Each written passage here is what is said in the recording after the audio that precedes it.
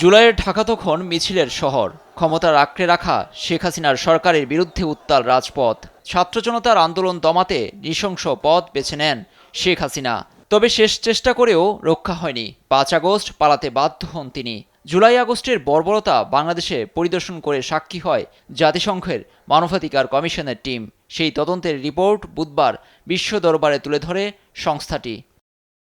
তদন্তে এসেছে, জুলাই থেকে আগস্ট পর্যন্ত নিরাপত্তা বাহিনীর হাতে গুলিবিদ্ধ হয়ে নিহত হন অন্তত ১৪০০ মানুষ, যাদের ১২ থেকে ১৩% শিশু। বিক্ষোভ দমনে ব্যবহার করা হয় তাজা বুলেট আর shotgun. So following the student-led protests in Bangladesh, ছাত্র জনতার আন্দোলনের পর অন্তর্বর্তী সরকারের অনুরোধের ভিত্তিতে আমরা ১৬ সেপ্টেম্বর জাতিসংঘের স্বাধীন তদন্ত টিম বাংলাদেশে পাঠাই। ওই দলে ফরেনসিক চিকিৎসক, অস্ত্র বিশেষজ্ঞরা ছিলেন। তারা বিশ্ববিদ্যালয়, হাসপাতাল সহ বিক্ষোভের স্থান ঘুরে দেখেছেন। যা ঘটেছে তা আন্তর্জাতিক অপরাধও হতে পারে। weapons expert ১১৪ পৃষ্ঠার প্রতিবেদনে এসেছে, সাবেক সরকার এবং এর নিরাপত্তা ও গোয়েন্দা বাহিনী আওয়ামী লীগ সরকারের সঙ্গে যুক্ত হয়ে গুরুতর মানবাধিকার লঙ্ঘন করে। সহিংসতার তদন্ত করতে যেয়ে আহত, তাদের পরিবার, চিকিৎসক সহ ২৫০ জনের বক্তব্য নেয় জাতিসংঘ।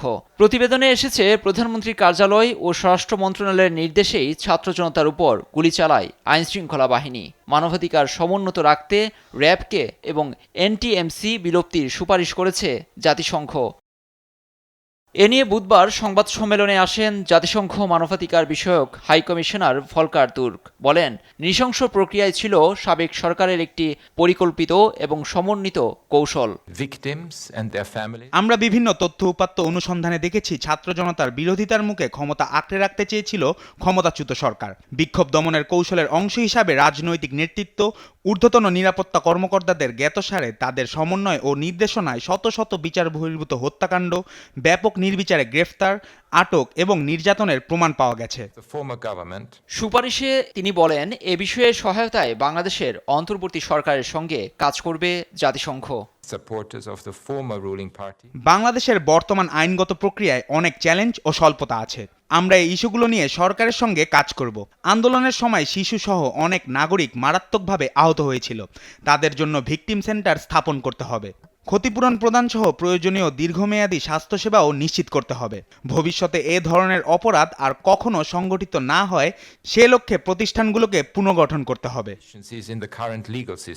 বাংলাদেশে এমন ঘটনা আগে ঘটেনি বলেও দাবি করেন ভলকার তুর্ক। আইনশৃঙ্খলা বাহিনীকে গঠনমূলক কাজে ব্যবহারের সুপারিশ এসেছে ওই প্রতিবেদনে। লুৎফর কবির, নিউজ ডেস্ক, দেশ টিভি। Rory has said